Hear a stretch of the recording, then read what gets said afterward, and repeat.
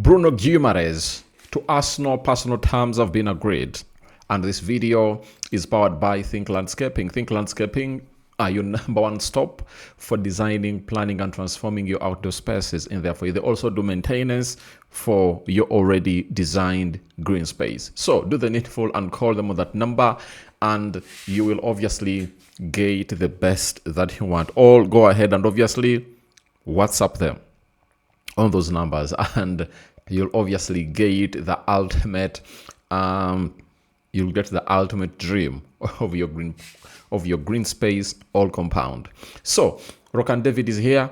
Smash like button, comment and share, and let's obviously go to where we want to be in here for you. Now we are talking Romelu Lukaku's future at Napoli, and then we're also going to be saying what Valverde is saying about Jose Mourinho. Remember, Jose Mourinho is now the new manager of Real Madrid. There for you. So, good morning, my people. Now, we've all been told that the side of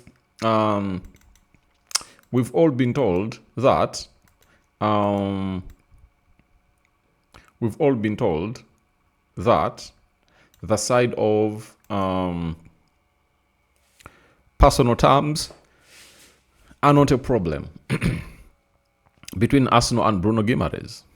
You understand? Now, having been told that, it doesn't mean that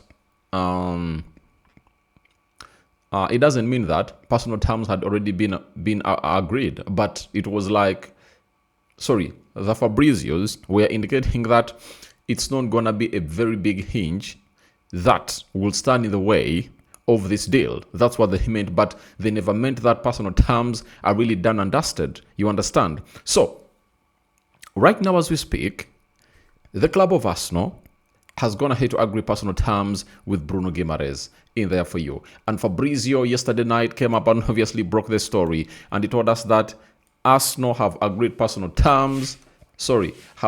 all details of personal terms with Bruno Guimarães. A new bid will follow. Arsenal to offer £70 million. Newcastle expect to reject, but Arsenal feel they can still get it done. Arteta pushing, he wants Bruno Guimarães. Now, Arsenal have gone ahead to agree all details of the personal terms. And when it says all details of the personal terms, I tell you what, details of the personal terms are really huge. You know, if you really know this game of football. And when you obviously get into when you really dig deep to obviously get to know the details of the personal terms in there for you, they are as follows. First and foremost, it's the salary and wage, the exact weekly or annual base pay the player will earn. You understand? That means that has been ticked. And I tell you, it's beyond £200,000 a week. That is it, because that's the contract that Newcastle was obviously, or that's the wage that Newcastle had put on the table proposal for Bruno Guimarães. But Guimarães is like, no way, I can't miss out on playing for a big club like Arsenal. Then, contract length. The duration of the player's stay, which FIFA guidelines cap at maximum 5 years for professional adults in there for you. So, Bruno Guimarães, contract length has been also sorted at the club of Arsenal. You understand? And I think they'll give him a contract of like 4 years. That is it, I do believe. And I think it will be like 32, 33 years of age by the time it really elapses. But they can even take it to 5 years in there for you. Then bonuses and incentives. And those are extra financial rewards tied to goals scored, clean sheets, appearances, ultimate achievements like winning a trophy or qualifying for the UEFA Champions League. So those bonuses and incentives are known onto the salary and weekly wage. For example, we all knew to it that Arsenal had been promised a lot of money when they win the Premier League, and that went into their pockets. When they reached the finals of the Champions League, they got money each and every time they reach the round of 32, round of 16, round of 8, semi-finals, they get money, you know. They are also promised money for winning the Carabao Cup or really reaching every extra stage of tournaments like the Carabao Cup and the FA Cup. Therefore, now then we go to the personal performances, especially if you're a goalkeeper. There are certain clean sheets that you obviously reach at. They're like, all right, when you keep such clean sheets, you'll get such and such amount of money. It keeps you motivating, it keeps you going, minus this other weekly wage that you obviously get. Then, if you're midfielder, obviously the interceptions, the tackles, the goals, the passes, and so on and so forth, you're obviously untied in there for you. I remember Ronaldo, when he was at Man United, he found himself in a situation signing a contract that when he hits 18 goals at the club of Man United, every extra goal from those 18, Ronaldo will earn £200,000. And he went ahead to obviously score 8 more because he ended that season with 26 goals. So you just multiply 200,000 times 8, meaning that he made 1.6 million pounds extra, minus the 860,000 pounds he was being paid a week. You understand? So the other detail of the personal terms, obviously, it's the sign-on fee. The sign-on fee, it's a lump sum paid to a player or their agent officially signing the contract, common when moving or joining as a free agent. You understand? Now, in this particular case, Bruno Guimarães is not a free agent. So, if Bruno Guimarães is not a free agent, you understand what comes into play. What comes into play is the following. Bruno Guimarães won't get the sign-on fee because he's not a free agent. But his agent will get what we call the agent fees. You understand? Agent fees of like, they can even pay him like £5 million to see to it that this deal really goes the Arsenal way. Because if a club like Man United comes up and obviously hijacks such a deal, I tell you, it will speak volumes in the decision of where this player is obviously going to be playing this, because the agent also wants money. He'll be like, they're getting me more money in here, So, image rights, provisions dictating how the club and player share revenue generated from the player's name, likeness, and commercial branding in there for you. So, a club has to agree on the image rights. I've gone ahead to see deals pending because of the image rights on who the player sold the image rights to and what clauses were included. You understand? Those clauses can be renegotiated, or the club can be like, we are not going to sign you because of the image rights that are not in line with what our image rights contracts say. For example, you sign a player, you bring him at Arsenal, and maybe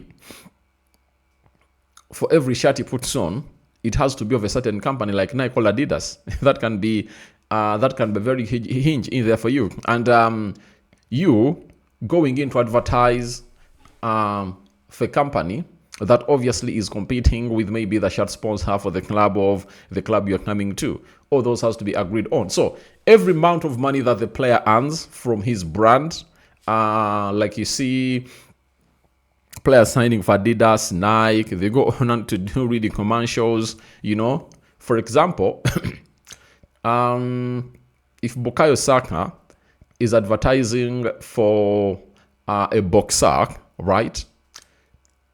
If they pay him maybe £10 million a year, Arsenal might claim like 20% of that amount of money in there for you. You know that very well. And it applies also onto the team, because for a player like Bukayo Saka, he might be like, I'm the biggest shirt seller at the club of Arsenal. So, because of my image rights, for every shirt that you sell, I want a 5% commission. Ronaldo and Messi have been doing this. When Ronaldo signs for your club,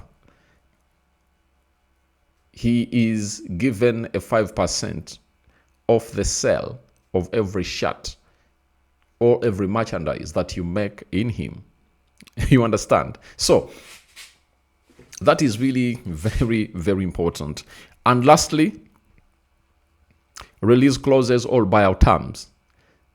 The predetermined price written into the contract, allowing the player to leave if a specific financial threshold is met by another club. Now, with effect from this season, FIFA has commanded all teams to include release clauses in contracts of their players. That is it. So, it has been in the Bundesliga, but majorly in the La Liga. That is it.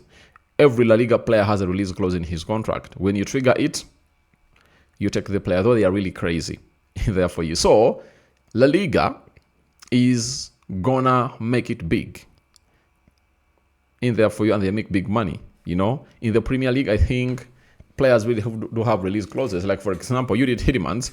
No one knew to it that had a release clause, but he had a release clause of £35 million, you know. And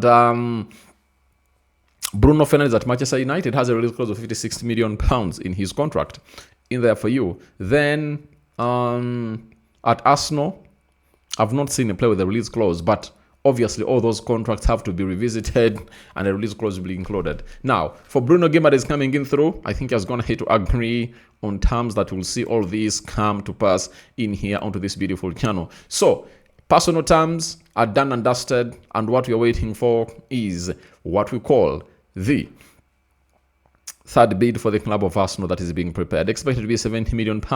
I think I'm going to do a separate video for that. You understand? And if all goes well, I'll come and stream live. I'm going to do a separate video for Bruno Guimarães coming in through the club of Arsenal, and Arsenal preparing another huge bid for the Brazilian midfielder in there for you. So that's all about Brazil. The Brazilian Bruno Guimarães. Personal terms have been agreed. Arteta is pushing to get the player. I told you Bruno Guimarães is really going to be very important into this Arsenal side. Why? Declan Rice played very many games in there for you, and in him playing very many games in the World Cup, obviously, he might not obviously show up as fit as expected. However, March will be given 3 weeks of rest in there for you. And the guy known as Declan Rice, having gone ahead to play on the 18th, you know, that means being given 21 days of rest, plus 13. That marks the end of July, meaning that around 8th, 9th July, August, that's when he report up. But for Bruno Guimarães, having been knocked out on the 5th of July, 21 days, that means on the 26th, he's reporting back to Newcastle, you know, 27th, meaning that Arsenal can have this player, Arsenal can have this player with them before this week ends. If at all the deal is done and dusted, all come Monday next week, he might be training with the club of Arsenal. So that is really very important into the pursuit of this particular player at the club of Arsenal. Therefore, so we wait and see how things really pan out for this mighty player known as for this mighty player who goes by the names of Bruno Guimarães in there for you. Now, Romelu Lukaku, hear me out. Let's go to Napoli a little bit, you know. New manager in, Lukaku still here playing, and Fabrizio is telling us that Lukaku could leave Napoli this summer. Lukaku says, their director of football says, he's called Giovanni Mana, says, we need to meet and evaluate his situation when Lukaku returns from holidays in there for you. So he's like, Romelu Lukaku needs to return and see to it that his situation is evaluated at the club of Napoli. And going to his contract that he signed, you obviously have to look through it and really understand for how long is he still here. His contract expires next summer, meaning that he's left with just 1 year on his contract, and is just 33 years of age. You understand? So it depends on how Napoli really need him, because last season in the Serie A he played 5 games and scored 1 goal. You understand? And Højlund, who they do have as their main target man in there, came up and obviously put out a very beautiful shift. And He played 33 games. That is Rasmus Højlund. He scored 12 goals and put in 5 assists. UEFA Champions League, 7 matches and 3 goals there for you. And the Coppa Italia, 2 matches and 1 goal, meaning that he played 42 games and scored 16 goals and 5 assists in there for you. So that is a side known as Lukaku, meaning that, Rasmus Højlund in there for you, so wait and see how things will obviously pan out. But Romelu Lukaku might look out for greener pastures, and they might be like, let's obviously go ahead and really sell him in there for you. And when you look at Atalanta, they're not in the Champions League. It's Inter Milan, Napoli, Roma, and Como representing Italy in the Champions League. So wait and see how Romelu Lukaku will obviously make a decision. But remember, senior Kevin De Bruyne is there, and the preseason is already on for the side of Napoli, and they're really doing the needful to see to it that they're really putting in a very huge in there for you. So, Napoli is in the Champions League, guys. I'm sorry. Napoli is in the Champions League. You get? So Napoli is in the Champions League, and maybe the Champions League might keep him around to see to it that he puts in a very huge shift altogether.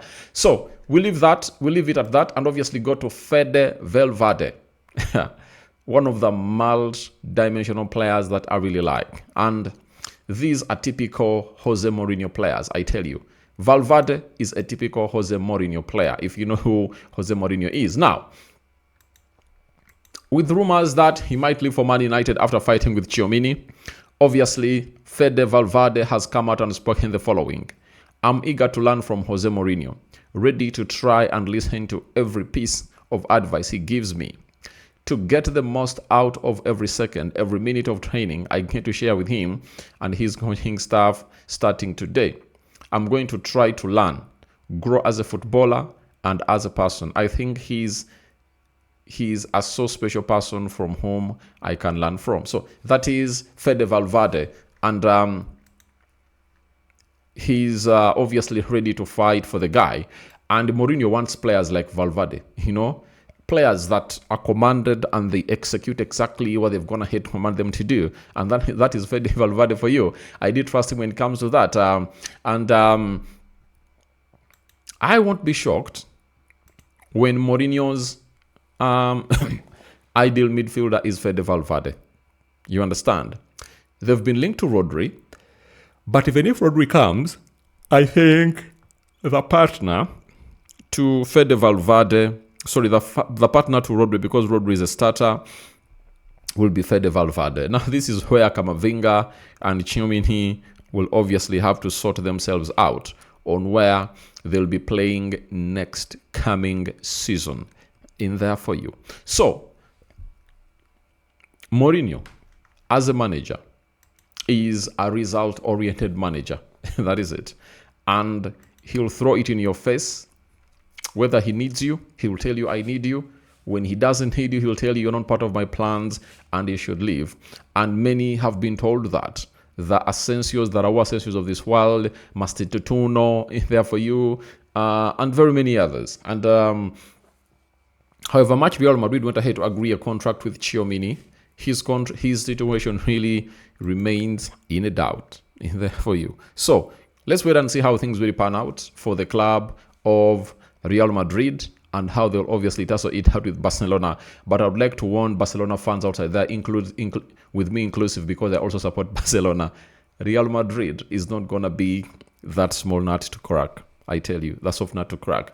They are going to turn into that hard nut to crack, because Mourinho, with those players bringing through, I tell you, he's going to stretch the La Liga points to like 100 plus, I tell you. Because if he adds in Rodri, when you look at how Chelsea is really trying to bring in another midfielder who is really prolific, and proven, it looks like Enzo Fernandez will be also leaving the side of Chelsea to Real Madrid. So if they do have Tchouaméni, they do have Rodri, they do have Camavinga, Valverde, then Enzo, my dear, I don't think that Barcelona will handle. Thank you guys for watching in through. Good morning, my people. Hope you're really having fun. I sign out for now. See you later. And let me see your thoughts about Bruno Guimarães' personal terms agreed at a club known as Arsenal. And his bid is coming in through.